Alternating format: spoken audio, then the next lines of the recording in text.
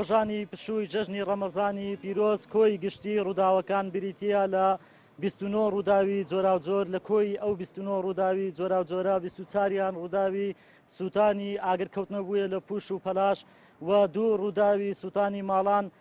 دیارە تۆمار کرایە و لەگەر یەک ڕوودانی سووتانی زبر و خاشاک و زائیدەن یەک ڕووداوی سووتانی باخچەی هاوڵاتێک و زائیدەن یەک ڕووداوی ونبوون تۆمار کراوە. سەبارەت بە ئەو دۆنمانەی کە سوتاون بە شێوەی نزیکراوی بە پێی ئەو راپۆرتانەی کە لە بنکەکانی بەرگری شارستانی کە بەدەستمان گەیشتون بە شێوەی نزیکراوەی نزیکەی 34 دۆنم لە پوش و پاوان سۆتاوە. سەبارەت بە زیانی گیانی و زەرەری مادی زیانی گیانی دیارە تۆمار کرایە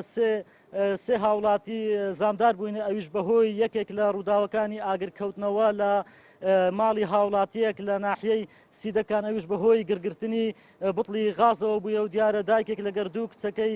بە سووکی زامدار بوون و لەلایەن تیمەکانمان و خەڵکەکە ڕەوانەی نەخۆشخانە کرا و چارەسەریان